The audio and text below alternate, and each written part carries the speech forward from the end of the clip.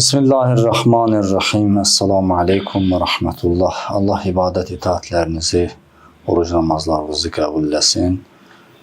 Mir Cəfər ağa ilə birgə inşallah sizin huzurunuzdayıq. Hacı, selamun aleykum. Selamun aleykum ve rahmetullah. Allah əcr versin. Allah əcr versin. Allah oruç namazlarınızı qəbul eləsin inşallah. Həzreti Adəmin dastanından bir neçə məsələ və nöqtə qalıb ki, ona toxunmaq lazımdır. Burada bir məsələ budur ki, iblisin səcdə etməməsi. Allah Teala ona sual verir. İblis səcdə etmədi Adəmə. Allah Təbarək və Teala onu diyaloqa çağırır.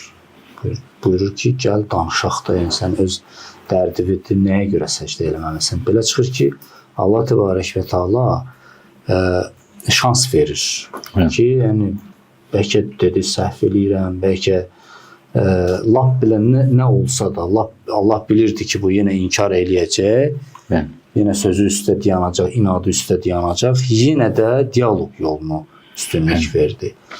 Və özü də görürsünüz ki, Quran-ı Kərimdə tövsiyə eləyir ki, mənim o bəndələrimə müjdə ver ki, sözü dinləyər, amma ən yaxşısına tabi olar. Bu əslində həm də dialoqa dəvətdir ki, yəni danışın, eşidin və haqq söz deyildisə, möhkəm söz, gözəl söz deyildisə, fikir deyildisə, ağıllı insan onun ardınca getməlidir, onu qəbul etməlidir. Ona görə özü də baxmayaraq ki, o qüdrətdə oturub, yəni məcazi mənada, o qüdrət sahibidir, o güc sahibidir, o elm sahibidir. Hətta bilir ki, iblis nə deyəcək, hansı addımı atacaq, yenə də deyir ki, gəl danışaq, gəl söhbət eləyək, sənin dərdin nədir? Burada sual verir Allah Təbarək və Teala.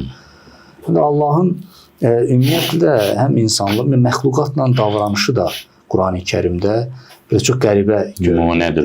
Həqiqətən nümunədir. Məsələn, öz işçilərini, mələklərini xatırlayanda onların necə kəramətlə, hörmətlə yad edir. Kiramən, katibin ki, yəni hörmətli katiblər. La ya'sunə ma əmərəhumullah. Bəli. Bəli, ibadun mukramun. Çox kəramətli, hörmətli bəndələrdir onlar. Ya o cür xatırlayır öz işçilərini, öz məmurlarını. Və hətta iblis ki, ona üsyan etdi, onu da çağırır, hörmətlə, ona da dərdini de. Gəl, bax, onu mən yaratmışam, öz qüdrətimlə yaratmışam. Nə mani oldu ki, sən səcdə etmədin? Amma iblis belə qəribə bir məntiq qoydu ortaya. Dedi ki, mən ondan xeyirliyəm. Çünki məni oddan, onu torpaqdan yaratmışam. İstəyirəm acı elə bu haqda, ümumiyyətlə iblis haqqında olan digər nöqtələrə də siz toxunasınız. Bismillahirrahmanirrahim. Salamlayıram tamaşaçıları sizləri. Mən istəyirəm bu ayədən və bu kimi ayələrdən yarana biləcək suallara toxunaq. Biri ayənin qrammatik mənasındadır, quruluşundadır. Əlbəttə, əvvəllər sosial şəbəkələr çox yayılmamışdan qabaq biz bu mövzudan danışsaydıq, kimsə deyərdi ki, yəni, niyə qaşınmayan yerdən qan çıxardırsan? Yəni, bunu kim bilir ki, durub deyirsən? Bunu gərək ancaq tələbələr izah edəsən. Amma təəssüf ki, indi belə deyil də. İndi bir də görürsən ki, lap belə sən deyən dini savada olmayan bir sıravi insana götürür bir nəfər, hansısa, məsələn, elm tələbəsi bir şey atır ortalığa, o da qalır ki, hə, bəs burada belə bir şey var imiş. Qalə mə mənəəkə əllə təscüdə. Bu, belə mənə etsək zahirən mənası olur ki, sənin səzdə etməməyinə nə mani oldu? Ən lə təscüdə. Bu, lə burada inkar ədatıdır. Allah Teala buyurur ki, sənin səzdə etməməyin. Amma bu düzgün deyil. Bunun əsli, yəni həqiqəti budur ki, sənin səzdə etməyinə nə mani oldu. Bu inkar ədatı niyə burada var? Bilirik ki, lə ərəb dilində yalnız inkar ədatı deyil, həm də təkidi bildirir. Məsələn, la uqsimu bi yevmil qiyam, məsələn. Başqa yerlərdə də var. Məsələn, deyir ki, kafirlər bilsinlər deyə Allah bunu etdi. Amma la ilə başlayır. Əllə ya'ləməl-ləzīne. Bəli, var orada. İkinci məna ki, ehtimal edilir, budur ki, mənəəsu ifadəsi də feilidə bəzən bəəsə mənasını verir. Yəni, təhkim etdi, təyin etdi. Yəni, ma mənəəkə, nə təhkim etdi səni səzdə etməməyə, nə vadar etdi səni səzdə etməməyə. Bəli. Yəni, qrammatik baxımdan problem yoxdur. Bəli. Kimsə o inkar ədatı kimi tanınan lanı orada əsas tutmaz. İkinci məsələ, sual yarana bilər ki, axı iblisin cavabı adekvat deyil. Allah Teala buyurur, mə mənəəkə, nə mane oldu sənə səzdə etməyə? Qaydası buydu, adekvat olsaydı deməli idi ki, mənəəni, məsələn, ənnəkə xələqtəni min narin. Bu mənə mane oldu ki, məni oddan yaratmışsan. Onu isə torpaqdan. Amma iblis ismi cümlə ilə başlayır. Təkidi bildirir, təkəbbürü bildirir, loğalığı bildirir və öz əqidəsində, inancında, mən üstünəm inancında sabitliyini bildirir ki, dedi, qalə ənə xəyrun minhu. Mən ondan yaxşıyam. Demir ki, mənə bu düşüncəm mane oldu ki, məni torpaqdan, onu torpaqdan yapmışsan, məni o torpaqdan yaxşı. Birbaşa nəticəni deyir, mən ondan yaxşıyam. Misal, o işıqları sən tutmuşsun. Üzr istəyirəm. Mən ondan yaxşıyam. Bu da iblisin nə qədər təkəbbürlü olduğunu və günahının əslində niyə bu qədər problemli olduğunu bildirir. Nə demək istəyirəm? Allah Teala hər səzdə etməyəni dərgahından qovur. O qədər səzdə eləməyənlər var ki, o qədər namaz qılmayanlar var ki, hansını dərgahından qovur. İndi iblis bir səzdə etmədi, niyə dərgahından qovur? Yox, səzdənin arxasında nə var idi? Ənə xəyrun minhu. Yəni, burada bir neçə şirk var. Bir, sən yalan deyirsən, mən düz deyirəm. İki, sən zülm eləyirsən. Üç, nəinki o, mən ona səzdə eləməliyəm, o mənə səzdə eləməlidir. Hələ başqa şeylər də çıxartmaq olar. Həm də acı, ümumiyyətlə, bir dəfə də danışmışıq da, yəni o dəlillər ki, o möcüzələr ki, açıq-aşkar insana bəlli olur, görünür. Yəni əynül yəqin formasındadır. Yəni gözlə görürsən də hər şeyi. Orada artıq səhv biraz bağışlanmaz səhvdir də. Ayə də var Quranda, deyir ki, əgər mən onlara mələk, onlar məndən tələb edirlər, mələk göndər. Mən mələk göndər, möhlət verməyəcəm. Da tövbə filan yoxdur da. Hətta Allahın rəhmətidir ki, möhlət verir. Elə deyir ki, elə gəl bura. Elə bil bizi cahilliyə vadar edir ki, sən cahilsən, sən bilmirsən, ona görə bağışlayıram səni. Yəni yenə Allahın rəhməti ona şamil olur. Yenə də Allah birdən elə bir sözdən onu qova bilərdi. Amma qovmur. Bəndə üçün yer saxlayır ki, desin ki, ağlım kəsmədi. Ağlım kəsmədi, bilmədim, belə başa düşmüşdüm filan. Amma bu iblis söhbət edir. Söhbət edir Allahla, mələkləri görür, mələklərə pişnamaz dayanır. İblis ateist deyil, müşrikdir. Bəli. Tövhiddədir, amma şərik qoşur. Allah'ı tanıyır, amma şərik qoşur. Hətta belə bir pis çıxması müşrik də deyil. Yəni belə bir mənada başqa prizmadan baxanda deyir ki, mən yalnız sənə ibadət edirəm.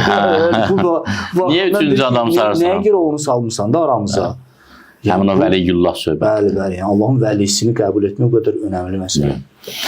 Növbəti sual ki, yarana bilər, tək bu ayəyə yox, bütün o əlaqədar ayələrə, mövzulara qədər ayələrə şamildir. Budur ki, Allah Taala'nın verdiyi əmrlər həm bizim əmrlərimiz kimi deyil, həm də mahiyyəti, həqiqəti fərqlidir. Bizim əmrlərimiz kimi deyil, bizdə əmr belədir. Padişahdır, nökərə əmridir, get filan işi gör. Nökər ola bilər eləsin, ola bilər eləməsin. Ən sadiq xidmətçi belə, məmur belə ola bilər eləməsin. Ola bilər var. Bəli. Allah Taala'da söz deyil ki, git bunu et. Allah Taala insanın iradəsinə əmr edə bilir. Bəli. Ona təkvini əmr. Bəli. Suyun iradəsinə əmr edir ki, sən axacaqsın. Əmr edirəm. Bu əmrdən qaçış yoxdur. Bəli. Bizim öz vücudumuzun iradəsinə əmr edir ki, sən düşünəcəksən. Düşünməyə bilməzsən. Bəli. Sən böyüyəcəksən, böyüməyə bilməzsən. Sən ixtiyar sahibi olacaqsan, başqa çarən yoxdur. Sən deyə bilməzsən, mən seçim hüququna malik olmuram. Variant yoxdur, olmalısan. Bir də var təşriyi əmri. O da nədir? Allah Teala buyurur ki, mən istəyirəm ki, siz öz ixtiyarınızla bunu edəsiniz. Bunlar fərqlidir. Yəni Allah Teala təkvini əmr edibsə, yəni bu işin özünü edib. Buradan qaçış yoxdur. Və təkvin, yəni geninə Allah, sanki genində belə yaradır. Yəni başqa çarəsi yoxdur. Zatda belə yaradır ki, yəni bu belədir. Yaranışda bu belədir. Biz adına əmr qoyuruq. Bəli, yaranışda bu belədir. Bu belədir. Allahın təkvini əmri ilə təşriyi əmri qarışa bilməz. Yəni belə şey təsəvvür olunmur ki, Allah bir dənə əmr versin. Bu əmr birinə belə şamil olsun, birinə belə. Bu belə bir şey təsəvvür olunmur. Çünki Allah Taala'nın əmri söz deyil ki, mən sizə əmr verirəm, ikinizdən biriniz ora gedin, biriniz bura gedin. Bu söz deyil ki, Allahın əmri birbaşa o yaradılışdır. Təkvinən əmr etdirsə, təşri yoxdur içində. Təşriən əmr etdirsə, təkvin yoxdur içində. Sual budur ki, Allah Taala deyəndə ki, və iz qulna lil mələikəti iscudu li Adəm, mələklərə dedik ki, əmr etdik ki, Adəmə səcdə edin. Bu iblis ki, ixtiyar sahibidir, iblisə necə şamil oldu? Əgər bu təkvini əmr idisə, iblisə şamil ola bilməz. Mələklərə şamil olar. Mələklər la ya'sunə ma əmrəhumullahdır. Allah nə əmr edirsə, üsyan etmirlər. İblisin isə üsyan etmə imkanı var. Təkvini əmr ikisinə də şamil ola bilməz. Əmr təkvinidirsə, iblisə necə şamil oldu? Yox, iblisə şamil olacaq qədər təşriidirsə, mələklərə necə şamil oldu? Bu sualın cavabı mübhəm cavablardandır. Nə mənada? Bəzi ehtimallar verilib, amma konkret andisib deyəsən cavab budur, hələ ki kitablarda bəlli deyil. Amma Allah Teala bu ayədə bir söz buyurur. Məsələni həll eləyir. Məsələnin xronologiyası, gedişatı, sujeti həll olmur. Məsələni necə əmr eləyir? Deyir ki, qalə mə mənəəkə əllə təscüdə iz əmərtükə. İblis, mən şəxsən sənə əmr edəndə niyə əmrimdən çıxdın? Bu məlum edir ki, Allah Teala iblisə əmr eləyib. İndi iki əmirdirmi? Biri mələklərə, biri iblisə. Hər nədir biz bilmirik. Amma fakt iblisə deyir ki, sənə əmr etdim. İblis də bir dənə yerdə etiraz edib demir ki, mələklərə demişdin də mənə nə var? Bəli. Məlum olur ki, iblisə əmr gəlib, çatıb. Bu da bu sual ki, həll olsun. Hacı, yəni siz deyirsiniz ki, mələklərə edilən əmrlə iblisə edilən əmr çox fərqlidir. Qarışa bilməzdir. Çünki mələyin günah eləmək variantı yoxdur, versiyası yoxdur, imkanı yoxdur. Amma onların sınağı da vardı orada. Sınağı var ağıl çərçivəsində. Bəli. Ola bilər ağlın bir mərhələsinə düşsünlər, daha ali mərhələsinə qalxsınlar. Amma durub günah eləmək, məsələn, mələk naməhrəmə baxmır ki, mələk üçün naməhrəmdə də yoxdur ki. Bəli. Nə üçün? Bunu elə təfsir kitablarda da adam mütaliə eləmişdir.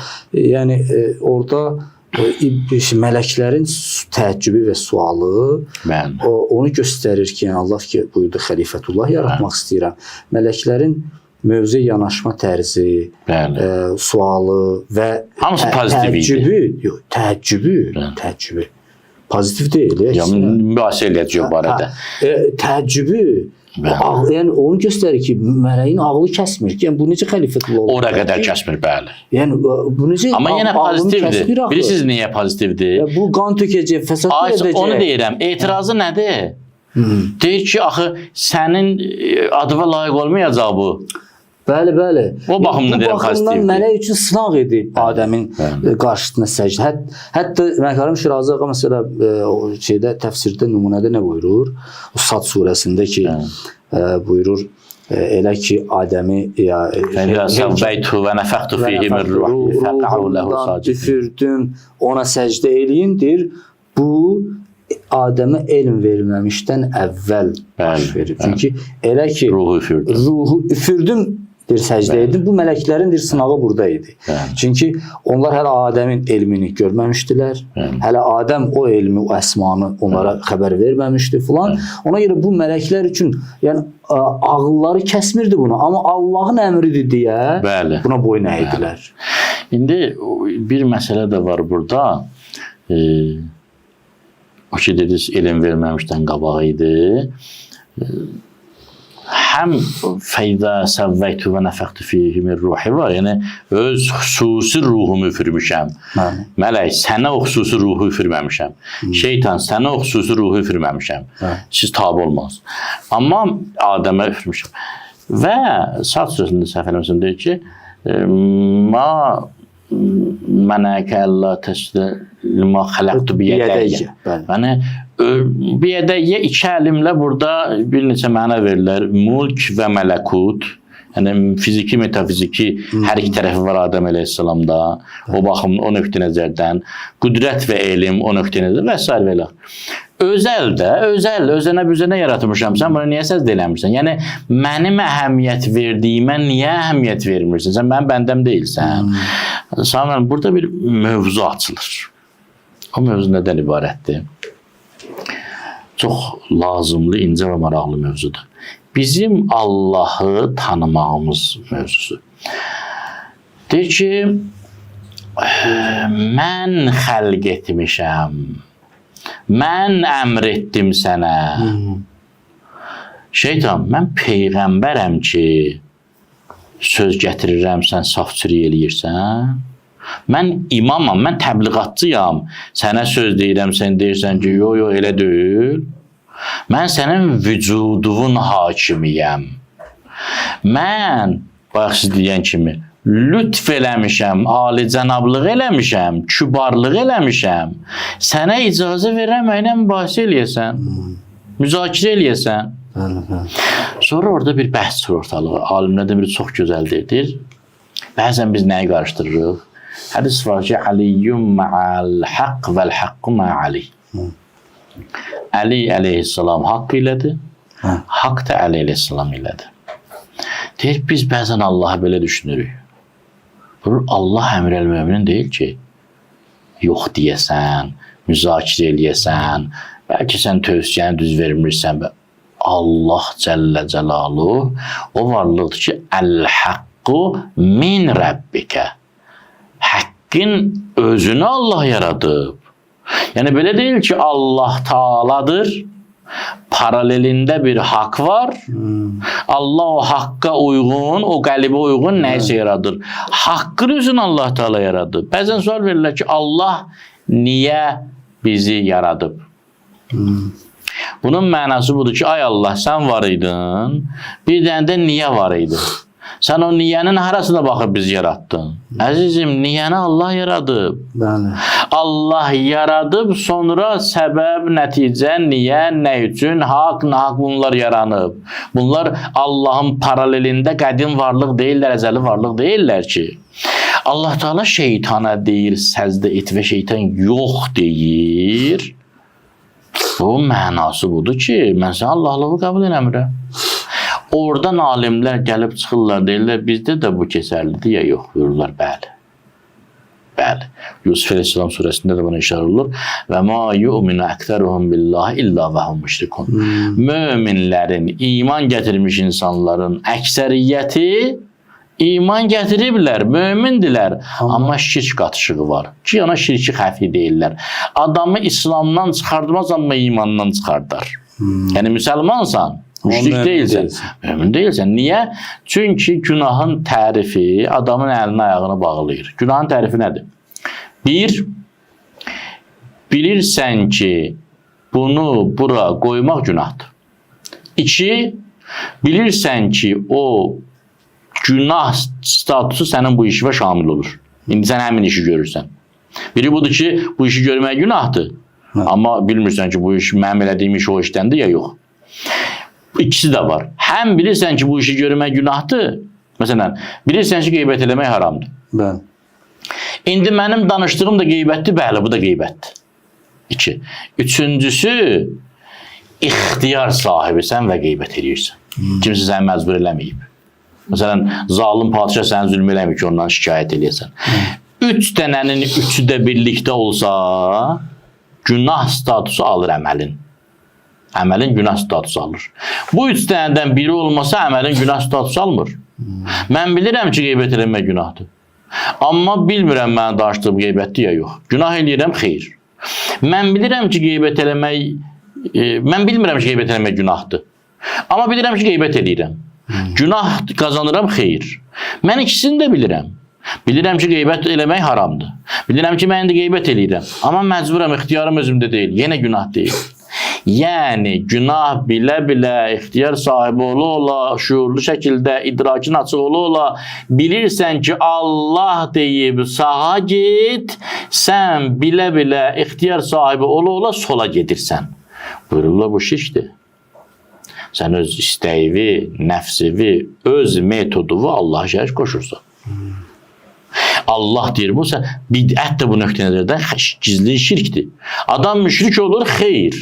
O baxımdan ki, məsələn, dindən çıxsın, hökmü dəyişir, yox. Amma günah elədiyi müddət qədər müşrik olur. Necə ki, iblis o işi eləyəndə konkret müşrik oldu. Allah Teala da onun dərgahından qovdu, çünki dönmədi. Başa da saldı Allah Teala onu, Allah'ından dönmədi. Növbəti məsələni qeyd edib, siz sualınızı verərsiniz. Siz yaxşı bir mövzuya toxundunuz. Buyurdunuz ki, hələ elm öyrətməmişdi mələkləri dedi səzdəyə. Nə deməkdir bu? Elə bu mövzu ilə də, dediyim mövzu ilə də əlaqədardır. Şeytanın, iblisin müşrikliyinin, nədə müşrik idi? Bu öz nəfsini Allah'a şərik qoşurdu. Mən deyirəm, ənə xeyrumin. Əslində o ənə xeyrumin deyir ha. Müfəssir, böyük müfəssirlərdən biri deyir ki, itaətdə də, iblis bir metoddan istifadə etdi. O metod indi çox yerdə istifadə olunur bütün dünyada. Baxın, iblis deyir ki, xələqtəni min narin. Yalan deyir, düz deyir. Düz deyir. Allah iblisi nədən yaradı? Ər-Rəhman surəsində başqa surədə oddan yaratmışam. Və xələqtəhu min tin. Düz deyir, yalan deyir. Düz deyir. Allah Adəm Əleyhisselam cildən yaradı, palçıdan yaradı. Bu iki düzün arasında bir dənə yalan danışır. Deyir ki, od torpaqdan yaxşıdır, palçıdan yaxşıdır.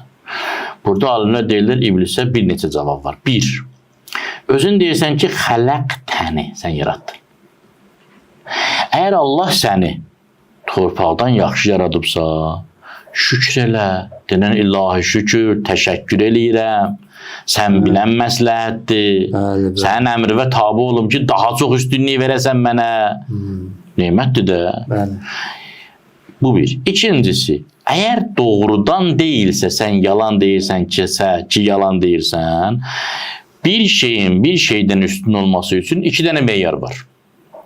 Bir, elmi meyar var, iki, dəyər meyar var. Elmi meyar budur. Səbəb nəticədən yaxşıdır. Nə baxımdan? Yəni güclüdür. Güclüdür də. Səbəb olmasa nəticə olmaz ki. Məsələn, odunu yandırır. Hansı güclüdür? Od güclüdür də. Bu nöqteyi nəzərdən demək olar ki, bu səbəbin imtiyazı var nəticəyə. Üstünlüyü var. İkincisi, dəyər baxımından üstünlüyü. O da nədir? Təqva, iman, vərə, fəzilət. Sual, iblis, sən ki deyirsən, o torpaqdan yaxşıdır, səbəb nəticə baxımından mı deyirsən? Torpağın səbəbi oddur? Xeyr. Qətiyyən. Torpaq oddan yaranmır ki. Deməli, elmi imtiyazın yoxdur. Dəyər baxımından hardadır ki, od daha təqvalıdır torpaqdan, ya odun dəyəri nə baxımından? Yəni, heç bir baxımdan deyə bilməz ki, od torpaqdan üstündür. Əksinə, torpaq oddan üstündür. Düz də desə yalan deyir, yalan da desə yalan deyir. Hər ki, halda yalan deyir. İndi, gəldim o məsələyə ki, dedim, Allah Teala və nəfəxtu fihi min ruhi deyən kimi səzdə tələb elədi. Yəni, hələ elm verməmişdin. O nədir? Adəm əleyhissalama səzdə etməməyinin səbəbini necə izah edir iblisdir? Palçıqdır o. O cildir, o palçıqdır. Mən niyə palçığa səzdə eləməliyəm? Çox maraqlıdır. Əli əleyhissalam nəsvələrdə buyurur ki, Allah Teala Adəm əleyhissalamı parlaq nurdan yarada bilərdi və əmin olun ki, o zaman hamı məcbur olub Adəmə səzdə eləyəcəkdir. Niyə? Söz yox idi danışmağa. Allah Taala'nın sınağı elə budur ki, sənə deyir ki, o yerlərdə ki, sən bilirsən, orada sən səzdə eləməsən, təzim eləməsən, inadkarsan. Amma təzim etməməyə bəhanən olanda necə? Onda necə sözümə qulaq asacaqsan ya yox? Məsələn, buyurur ki, həcc ziyarətidir. Gedirsən həccə. Orada bir neçə ritual var, bir də qurban kəsməkdir. Qurban kəsməyə nə var? Yoxsullar ət yeyəcəklər, savab qazanacaqsan, mahiyyətini başa düşürsən, iqtisadi xeyri var müsəlmanlara. Bismillah, qurbətənəllah. Mahiyyətini başa düşürsən. Yaxşı. Qurbandan qabaq sənə başqa əmr edildi. Ged, orada daş var, o daşa daş at. Ged, o daşa daş at. Rəmi cəmərat nədir? Orada daş var, ged onun adını qoy şeytan, ona daş at. Heç nə başa düşmürsən. Mən daşa niyə daş atmalıyam? Buyurur, o rəmi cəmərat bəlkə də qurban kəsməkdən daha çox savabdır. Niyə? Çünki qurban kəsməyin mahiyyətini az çox başa düşürsən. Burada sənin köləliyin, qulluğun, bağlılığın, sədaqətin bilinmir. Eynilə İmam Sadiq Əsəlamın bir kəlamı var. Abbasilər qiyam eləyəndə biri gəldi ki, ağa, bu qədər sizin tərəfdarınız var. Hamı bayraq qaldırıb ki, gəlin İmam Hüseynin qisasını alaq. Abbasilər hakimiyyəti belə gəlirlər də Əməvilərə qarşı. Sən də gəl, İmam burada mənim tərəfdarım yoxdur. Dedi, ağa necə, mənim başqaları, İmam burada təndiri görsən yanır, gedir o təndirə. Dedi, ağa niyə girim təndirə? Bu zaman imamın xidmətçisi oradaydı. İmam çağırdı onu, dedi, gel falan, get təndirə. Heç nə demədi, getdi təndirə. Bu adam tez qaça-qaça gəldi ki, kişi yandı, gördü, yox. Oturub odun arasında. İmam Sadiq Əsəlam buyurdu ki, mənə belə tərəfdar lazımdır. Mən imamam, sənə deyirəm, komandirəm, döyüşün ortasında sənə deyirəm, ged özü vat binanın üstünə. Sən mənə deyirsən ki, niyə? Belə döyüş getməz ki, belə qabağa getmək olmaz ki. Burada da budur. İblis başa düşməyə tabi olsaydı dəyəri var idi. Başa düşsəydi nə var idi ki, dəyəri? Məcburiyyətin bir növüdür də, başqa çarəm yoxdur ki. Amma mələklər isə başa düşməyə elədilər, səzd elədilər. Çünki ağıllıydılar, müdrik idilər. Gözəl. Bəli. Seyid, təşəkkür edirəm. Çox gözəl nöqtələr, həqiqətən çox gözəl mövzulara toxundunuz. Çox düşündürücü. Yəni bizim həyatımızda hər an bu şeylər bizim qabağımıza çıxır. Bəzən bir şeyin mahiyyətini biz bilmirik. Bəzən elə sınaqlar olur, elə hadisələr hətta olur dünyada ki, zahirən biz deyirik ki, vəssalam da bununla da mən bitdim, tükəndim. Bununla da qutardı getdi hər şey. Amma bir müddət sonra bəlli olur ki, yox bu sənin elə öz xeyrinə imiş. Ya bu məsələn geniş mənada insanların xeyrini. Ayə də var da buranda. Mənən səxi min ayətinə ununsiha nəti bi xeyri minə mitlə. Biz hansı ayəni, hansı neməti aparırıqsa, unutdururuqsa, dəyişiriksə, ya özü kimisini, ya ondan yaxşısını gətirir. Yəni, narahat olmayın. Çox, yəni, həqiqətən də insan ona görə qarşıya çıxan hər bir addımda bu sondur deyə vəssalam, mən bitdim, tükəndim, qutardı, getdi, məyus olmamalı. Şirkdən sonra ən böyük günah məyusdur, ümidsizlikdir. Elə Hacı o şeydə, məyusluqda iki dənə əsasən irad yaranıldı Allaha. İki dənə irad yaranıldı. Ayətullah Cavadi Amri təfsirdə buyurur. O Haşr surəsinin təfsirində, təsbih mövzusunda, səbbaha mövzusunda. Deyir ki, təsbih nədir? Təsbih, yəni Allah nöqsanlardan və eyblərdən pakdır. Nə deməkdir nöqsan və eyb? Nöqsan odur ki, məsələn, bir misal gətirir. Deyir ki, məsələn, xalçadır, ev, məsələn, kvadrat 4 metrdirsə, xalça məsələn 3 metrdir, çatmır. Buna deyərlər nöqsan. Eyb odur ki, xalça məsələn deşikdir, köhnədir, yamağı var, istifadəyə yararsızdır. Buna eyb deyirlər. Bunların heç birisi Allahda yoxdur. Təsbih və təqdis. İndi deyir ki, məyusluq nədir?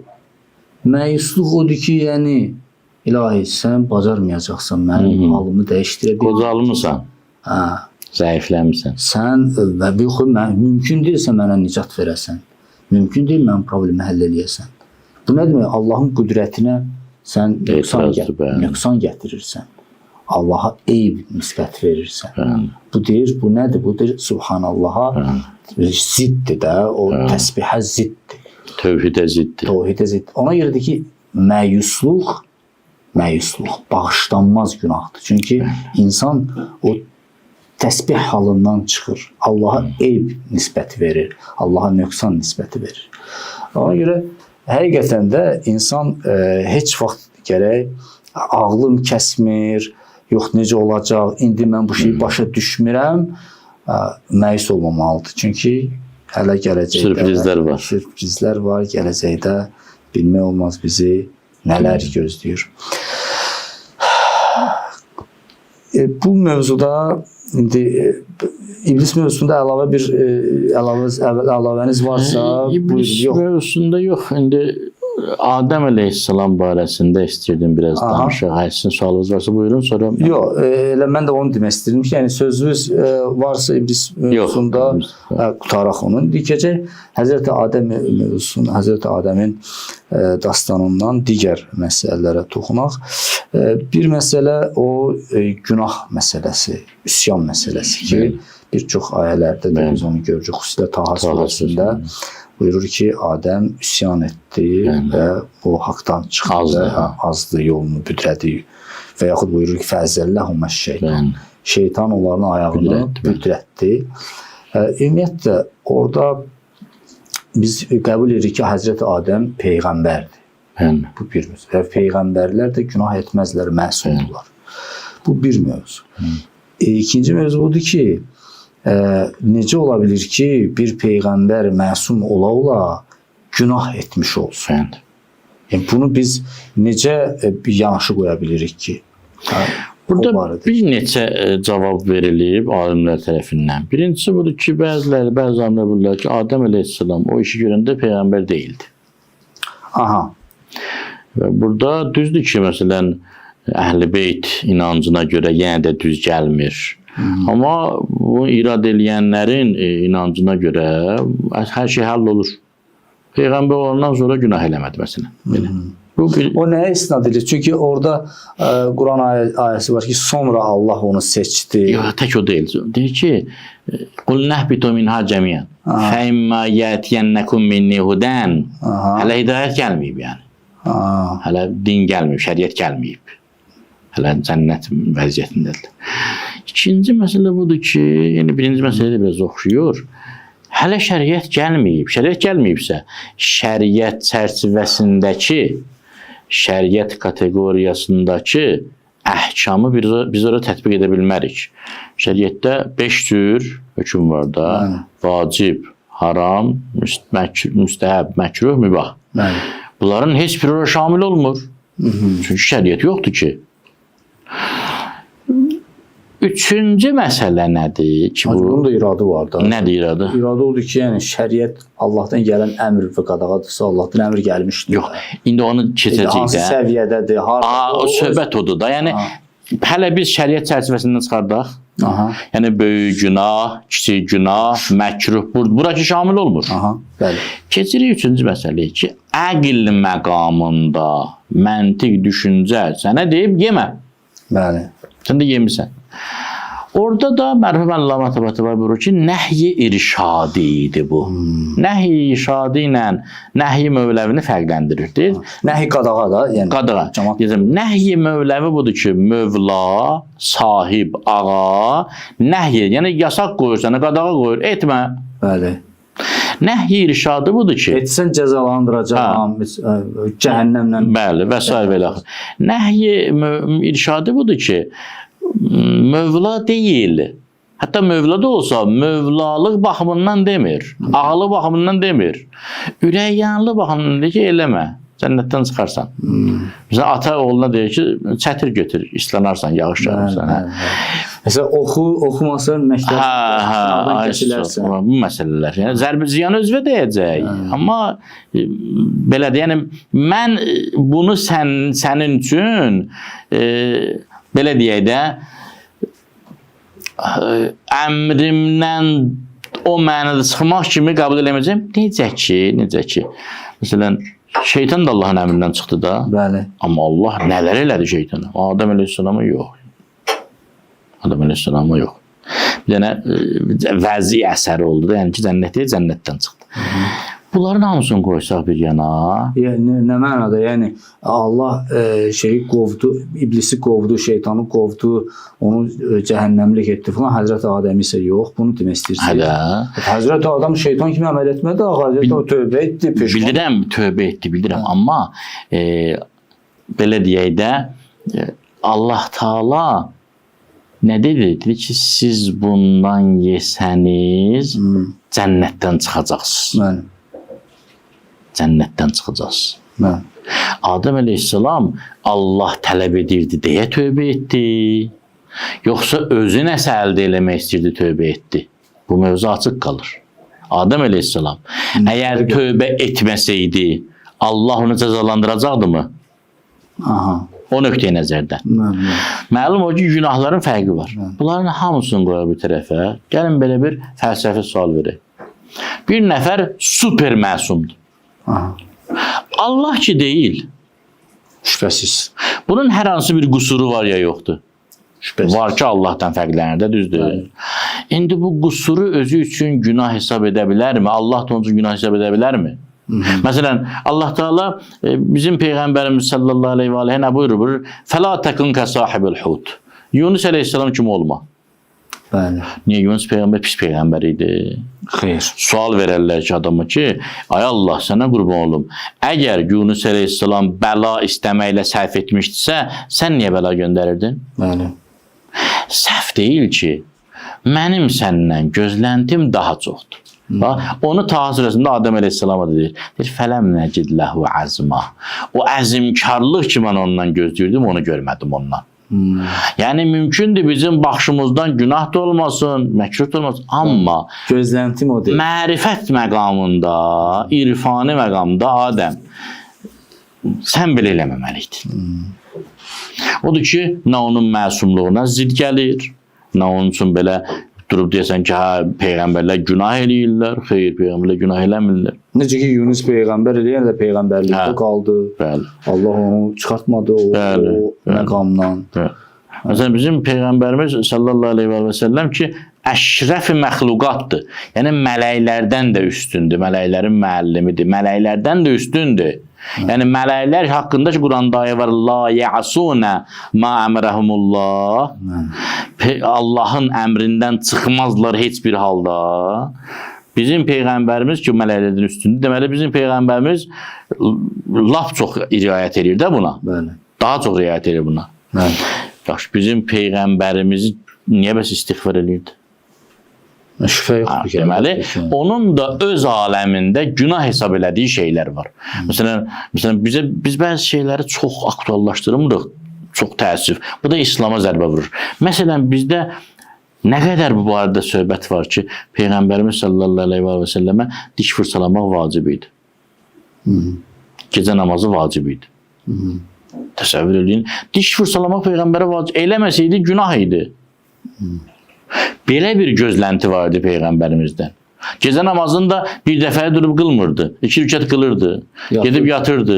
Biraz keçirdi, oyanırdı. O biri 2 rükəti qılırdı. Yəni gedib yatırdı. Yəni demək olar yatmırdı da. Yəni yuxusu oğar olurdu əməlli başdı.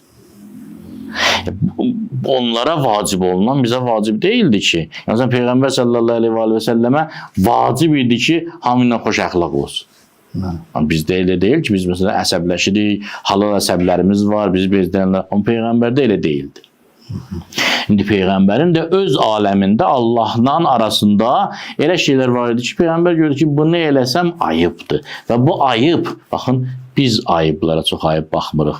Böyük insanlar üçün ayıb ölümə bərabərdir. Ölümə bərabərdir.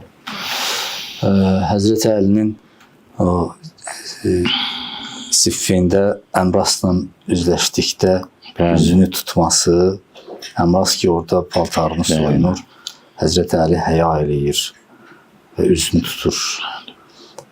Bunlar təbii ki, o məqam ayrı məqam. Ya Həzrəti Əsələm buyurur ki, bütün kainatı mənə verələr, ağzında saman çöpü aparan qarışqadan onu almaram. Bəli. Amma belə məntiqlə baxanda, ya əmirəl-möminin, bütün kainatı sənə verəcəklər.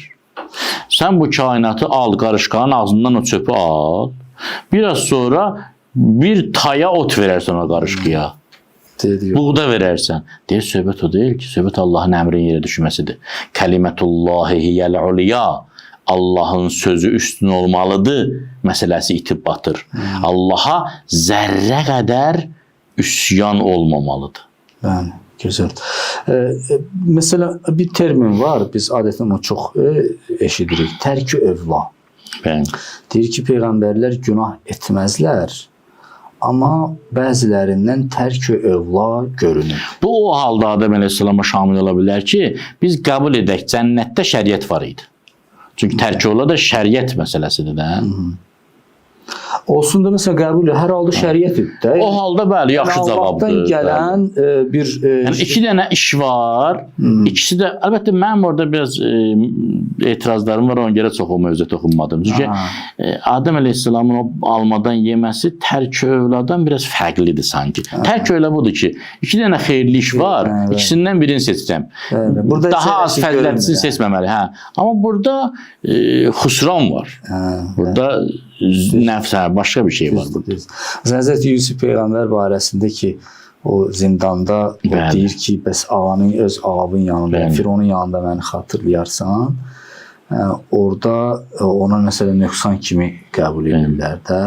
Amma əslində belə baxanda hər bir ağıllı insanın ata biləcəyi bir addımdır da. Bu adamı maddi səbəblərdən faydalanmalıdır da. Bu adamı xəyanət üstündə götürüb basıblar içəri. Heç bir kəsə də şikayət edə bilmir. Heç nə deyə bilmir, öz günahsızlığını da sübut edə bilmir. Yəni bunu çox pis bir ittihamla, xəyanətlə, özdəki kimə qarşı onu böyütmüş, öz evində yer vermiş filan, Züleyxaya qarşı güya bu əstəğfirullah, binamusluq ittihamıdır da bu. Yəni onun yerində kim olsaydı bu fürsəti əldən verməzdi. Adını təmizə çıxartmalı. İstəyirdi ki, burada adını təmizə çıxsın. Ona görə deyir ki, bəs orada xatırlayarsan məni. Çox ağıllı bir addım atır əslində. Amma bunu ona məsələn, hədislərdə nöqsan kimi. Amma çox maraqlı, mən deyəsən Əllamə Təbəətəbaidən mizanda oxumuşam. Ya Ayətullah Cavadi Amilidə görmüşəm ki, heç deyir, bu məsələnin ona dəxli yoxdur. Deyir, elə olsaydı biabırsılıq idi ki, Allah Teala deyərdi ki, o bir hədis sonra deyir, bir neçə adamın duasını Allah qəbul etmir. Biri o adamdır ki, işləmir, deyir, Allah mənə ruzu ver. İşlə də, qaydası var da. Yusuf Əleyhisselam deyir ki, ay Allah, mən özün xilas elə, Allah görürsən də gedir şahın yanına, bir dərdivi də. Əlbəttə, burada bir hədisdə nəyə işarə ola bilər? Özü də üzr istəyirəm hacı. Orada buyurur ki, şeytan unutturdu. Görürsünüz? Gedən adama bəli. Yəni Allah əslində Allah unutturmadı. Allah unutturmadı. Bəli. Şeytan unutturdu. Bəli. Yəni orada ona görə deyir ki, əslində o rəvayətdədir. Quranla heç üst-üstə düşmür. Yusuf bir halda üst-üstə düşə bilər Sami müəllim. O da nədir? Bəzi alimlər deyirlər ki, Yusuf Əleyhisselamın məqamı İbrahim Əleyhisselamın məqamına hələ qalmışdı. İbrahim Əleyhisselam ki, odun üstünə düşəndə Cəbrail Əleyhisselam gəlir, deyir ki, bir şey eləyə bilərəm sənin üçün. İbrahim Əleyhisselam soruşur, Allah səni məmur edib ya öz təşəbbüsündür? Deyir ki, yox, öz təşəbbüsündür. Haram yox, bir şey yoxdur, yəni kəməyə gəlmir. Allah təala buyurur, sən yox. Allahla mənim arama girmə. İndi o elə bir məqamdır ki, ya məsələn deyir, qəd nərə təqəllübə və çikəfi səma. Peyğəmbər, görürəm, baxırsan göylərə, dəyişdim qübləni, dəyişdim. Heç nə istəməyib Peyğəmbər. Amma elə bir məqamdadır ki, Allah Teala istəyə ehtiyac duymur. Ələm nəşrə. Musa Əleyhisselam deyir ki, Rəbbi şrəhli sədri, ilahi, sinəmi genişləndir, Firona qarşı gedirəm mən. Bu, hələ belə təmkin lazım deyil buna. Etirazlar olacaq, təzyiqlər olacaq, ruh düşkünlüyü olacaq, mən sinəmi genişləndir, qəlbim geniş olsun, dözüm. Amma bizim Peyğəmbərə istəməmiş deyir ki, ələm nəşrə ləkə sədri, mən sən sinəmi genişləndirdim. Yəni sən elə bir məqamdasan ki, istəməyə ehtiyac yoxdur. Bəli. Amma Yusuf əleyhissalatü vəssalam hərçənd ki, müxləs məqamına çatmışdı, amma yenə də o deyildi ki, desin ki, məsələn, mən demirəm heç kəsə, padişaha şikayətimi çatdırmasın, Allah özü eləyər. O məqam deyildi. Yəni siz qəbul edirsiniz ki, Quran-ı Kərimin o məsələni xatırlaması. Mən demək istəyirəm ki, o hədislər düzgün olsa ona işarə edə bilər. Hə, bəli, hədislər, bəli, düz. Çünki Quranda yəni ona hər hansı bir etiraz duyulmur. Yox. Çünki əksinə, yəni Quranla götürsək, Quran onu atır şeytanın üstünə ki, şeytan unutturdu. Həm şeytanın üstünə, həm də o gedən adamdan bizə mesaj verir ki, sizə əmanət tapşırılıb, siz yerinə yetirməsiniz, bəzən 7 il biri həbsdə qalacaq, ha? Bəli. Yəni orada hər hansı Yusuf Peyğəmbərin şəninə bir xələl gəlmir. Bizə vaxtımız da tükənib. Məsələn, Həzrəti Yunusun da adını çəkdiniz. Quran-ı Kərim, bəli, Həzrəti Peyğəmbərə tapşırır ki, özdəki çox qəribə, neçə dəfə demişəm, Peyğəmbərə ilk nazil olan əhvalat, Peyğəmbərlərin, keçmiş Peyğəmbərlərin əhvalatı Yunus Peyğəmbərin əhvalatıdır. Qələm surəsində Allah Teala buyurur ki, bəs balıq sahibi kimi olma. Garantiya alırdı. Yəni bunu eləməsən böyük bir dözümə girirsən. Bəli. Yəni orada Yunus peyğəmbərin biraz tələskənliyi mövzudur. Biraz deyəndə peyğəmbərimizin zəhməti fonunda. Burada aşağıdan baxanda Yunus əleyhissalamın getdiyinin 1/10 gedə bilmərik, 100%-ni gedə bilmərik. Yox, o 100%. Amma oradan baxanda, onu peyğəmbərlə müqayisə eləyəndə, görsən o tərk övlad deyir. Məsələn burada bu odur. Bəli. İki xeyirli şeydir, daha xeyirlisini seçmədi. Bəli. Yəni o hələ səbr etməli idi. Bəli. Hələ Allahın əmri, yəni xüsusi bir əmri gəlməli idi, ondan sonra çıxmalı idi. Çünki hicrət məsələsində də Həzrəti Peyğəmbərə xüsusi əmr gəlməmiş çıxmadı. Tərpənmədi. Hətta döyüşmədi də. Bəli. Görürdü məsələn Əmmar, Yasir, Rizvanlı ilə anasını necə öldürürlər, atasını öldürürlər. Allah deyib tərpənmə. Bəli. Peyğəmbərə xüsusi əmr gələndən sonra özü hicrət eləyir. Müsəlmanların hamısını göndərdi. Təfvidül əmri iləhdir o, yəni işimi tapşırmışam. Amma Həzrəti Yunus hələ o əmr gəlməmiş çıxdı. O nöqtədən tələsdi. O nöqtə. O da ki, məsələn, Tənzihül Ənbiya kitabında Seyyid Mürtəzanın da səhvləmirəm. Amillinə. Seyyid Mürtəza şeyin qardaşı. Ələmül Huda. Ələmül Huda'nın kitabında Tənzihül Ənbiyada. Orada deyir ki, əslində deyir hansı qanuna əməl etdi Yunus peyğəmbər? Çünki bəla ki gələndə peyğəmbər orada olmamalıdır. Çünki peyğəmbər orada olanda bəla gəlməyəcək. Məsələn, Lut peyğəmbər əhvalatında görürsən, Lutu çıxartdı, sonra bəla gəldi. Hər hansı bir peyğəmbər bəla gələndə gərək peyğəmbər və möminlər oradan çıxsınlar. O deyir, o qanuna əslində əməl etmək istəyirdi. Biraz tələsdi Həzrəti Yunus. Əslində o tam qanuna əməl etməli ki, yəni bu bəla istəyib. Gərək Yunus peyğəmbər oradan çıxsın ki, bəla gəlsin. Ona görə burada biraz tələskənliyə yol verdi. Amma Allah, bu əslində günah deyildi, tərk övla idi. Yəni daha yaxşısı o idi ki, hələ qalmalı idi, amma Allahın rəhmətinin çoxluğunu göstərdi. Nə qədər səbr eləyir. Bəli. Seyyid, çox sağ olun. Allah sizi var eləsin də kömək. Təşəkkür edirəm. Allah Teala bütün dualarımızı qəbul etsin. Amin. Oruc namazlarımızı qəbul etsin. Əziz izləyicilərə də mən dua edirəm ki, Allah onların da oruc namazlarını, dualarını qəbul etsin inşallah. Allah Teala inşallah İmam Zaman ağanın zuhurunu təcil eləsin. Amin. Salamat qalın.